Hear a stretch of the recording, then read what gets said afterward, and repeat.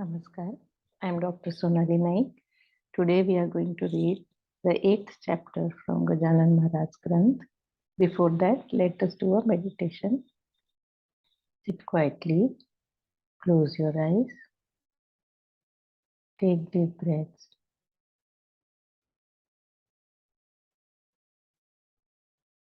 Concentrate on the Adhyay chakra.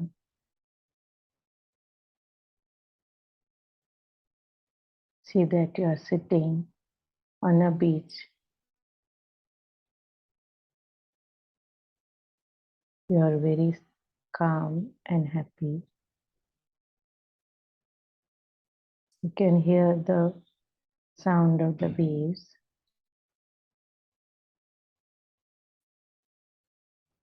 Gentle breeze is blowing. You are very peaceful, meditating upon Lord Sri Rama. Lord Sri Rama is standing in front of you. You bow to him. He blesses you with health, happiness. You are very happy to receive Lord Rama's blessings. The power of his blessings surrounds you all throughout your life. Within his protection, you are forever happy, forever healthy, forever guided, protected, prospered, and loved. Because of this, your life is full of sweetness, enthusiasm, and tremendous happiness. Give thanks. Open your eyes. Jai Gajanan. Shri Ganeshaya Namah. O beloved son of Vasudeva and Devaki, protector of the goop and gopis and inhalator of lemons, please bless me. I am aware that devotion and penance are required to gain your favor, but I am unable to offer these. Your praises are in Sanskrit new to me. I cannot decipher these words. I am dumb. How can a frog get honey out of a lotus bulb? I am penniless and cannot obtain your favor by feeding a batch of the poor. I cannot visit shrines and holy places to acquire your grace. Because of my health and fading eyesight, I seem to be helpless on all sides. It is clear that hopes and dreams of the poor are never fulfilled. Even then, your blessings fetch delight. I am aware you don't have to be rich to get it. When clouds pour down, water, lakes, and rivers get their fill in full. I look forward to the showers of happiness. A drop of nectar removes all sickness. In the last chapter, we talked of a family feud between the houses of Patil and Deshmukh. Such unhealthy rivalry brews tension, tuberculosis of body, and social friction spell disaster. Defeating efforts to ease the situation. The event here was triggered by a Mahar's refusal to obey the orders of Khandera, the highest authority in Shega. Maria Mahar, the male carrier, stayed near the lake. He enjoyed a special privilege at Deshmukh's place. With taunts and uncouthly words, he declined to execute Khandera's work. He was warned to behave himself, more so as Khandu was head of the place. Maria disregarded the admonition and teased Khandu with obscene gesticulation. The cause of this altercation was plain. Patil had some mail to send to Akola police station. He asked Maria to take it to the destination. Maria refused, saying, I am Deshmukh's man. I don't take orders from you, understand? He ridiculed Patil, infuriating him a lot, resulting in a blow by a stick on his arm. That hard force had fractured his hand. Patil sent the mail with someone else. The relatives of Maria took him to the Deshmukh's place. This gave Deshmukh a chance to harass Patil. They took Maria to the police station in a bid to lodge a complaint about the happening. All tensions in the society are blown up. The community to an enormity. A complaint was registered by the authority. Orders were issued to arrest Khandera. The news spread like wildfire in Shega. Patil developed a lot of fear and worried about the impending danger. He prayed to God Almighty to save him from arrest and indignity. For a man of his status, humiliation was worse than death. His brothers too looked worried and helpless. Then it suddenly occurred to Kandupati that he better see the saint and seek his help, as no one else can save him from this mishap. His brothers went to Akula to seek legal advice. Kandupati went straight to the saint at night. He bowed down to Maharaj and told the story. I thrashed him as he refused to do government duty. The Ishmukhs are using this event to put me in difficulty. They are trying to get me arrested. None else except you can help me at this stage. Maybe the police will take me tomorrow.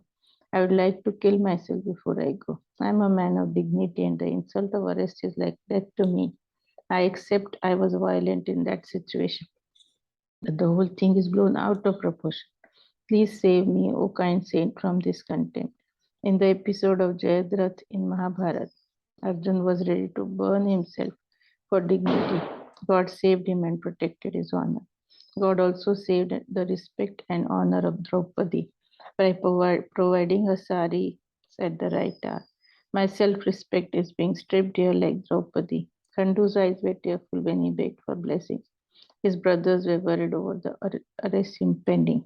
Maharaj hugged Khandu Patil and said, a man of responsibility has to face such a fate, has to be ready for it. Such things happen due to selfishness and sinful thoughts. You and Deshmukh belong to the same caste, yet selfishness has torn you apart. The enmity between Kaurav and Pandav in the epic Mahabharata developed due to self-interest. Pandavas were legally right, thus Almighty was on their side. Kauravas were defeated, so you don't have to be afraid. Deshmukh will ultimately fail. Eventually, Kandu was declared as not guilty. Blessings of saint cannot be deemed paltry. Patil brothers got closer to the saint after this challenging occurrence. Who would not like to sip nectar, the heavenly life-giving elixir? A few days later, Patils took the saint to stay with their family. At their place came some Telangi Brahmins, orthodox, learned, and well versed in Vedic prayers. In spite of this greed for money, changed their behavior. They had come with the hope of getting some here. Maharaj was sleeping when they came in. They started to sing the Vedic hymns. The intention was to awaken the saint and attract his attention towards them.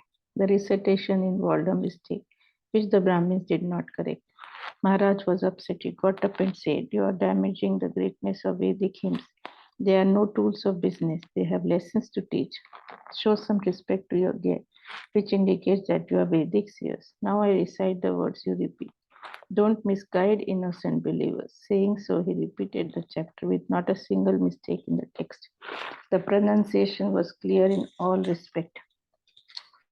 It appeared as if sage Vashishta himself was singing those powerful prayers to the ruler of all beings. The Brahmins felt ashamed and hung their faces. It was like holding a candle against the sun's radiant grace. The Brahmins had come with an impression that Saint Gajanan was crazy someone, but found him to be a learned giant and were certain that 4 Vedas were in his person. They thought of Saint as a god incarnate. He must be Brahmin without attachment. Because of good deeds of previous birth, they were fortunate to have his darshan on earth.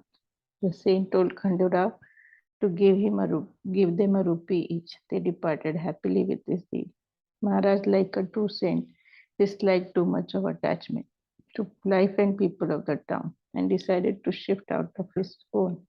On his own, he moved to a garden to the north of Shega under the cool dark shade of a neem tree. There was a temple of Lord Shiva in the garden. Krishnaji, the youngest brother, owned this one. The saint said to Krishnaji that he was there to stay in the vicinity of Lord Shiv Shankar. If this is a place he likes, it also is a place for me. Please get a tiny shed built here for me. Very soon it became a place of pilgrimage. Town where king stays becomes the capital of the state. Bhaskar and Tukaram Kukate stayed with the saint to offer him routine care and comfort to a great extent. Krishnaji supervised the food preparations and took meals from Maharaj after Maharaj had done. About 20 ascetics once came to the garden. They had heard about Saint Shri Gajanan. They told Krishnaji they were on a pilgrimage to Rameshwar with holy waters of the Ganges. We are disciples of Sri Brahmagiri, who is fortunately with us on this journey. We traveled afoot to holy places like Gangotri, Kedar, Hinglaj, Girnar, Dakur, and Jamnotri. God works as a slave in Brahmagiri's house. Good deeds of your past have brought him here now. All we want is Chirapuri meal, few puffs of heroin. We will be here for 3 days and then go on our routine. Do not miss the chance of serving our class instead of that crazy man lying across. It is like kicking a cow and feeding a jackass. We are ascetics who have renounced the world. We are masters of Vedas. Come listen to our words. We will make Shirapuri tomorrow, said Krishnaji. Let it be just bhakri and besan today as a proxy. There is no problem about ganja puff as I see. It was noon time. Lunch was over by the way. They sat in the shade with people as evening fell, facing Mahan Brahmagiri and Shegav Sen. Brahmagiri read the Gita and conveyed the gist of a hymn, saying that the soul is eternal and no device can split it. Brahmagiri was a fraud with no spiritual attainments, and people were not impressed by his sermons. They could see that he was playing with the words. People got up and went to the darshan of their saint. We heard the philosophy. It was funny. We see the reality in you, they said. The ascetics who were now smoking ganja were irritated by this remark to a great extent. A spark from the pipe of the saint fell on the cot and slowly spread. Smoke started coming out of the bed. In a little while, the whole cot was in flames. Bhaskar requested the saint to leave the cot. He cautioned that it was of teak wood make and would require water for putting out the blaze. The saint, don't get water to quench the fire. Let Brahmagiri come and sit with me here. Brahmagiri, you know Gita with its meaning. Now it's the time for you to prove its essence. Prove that fire won't burn Brahma.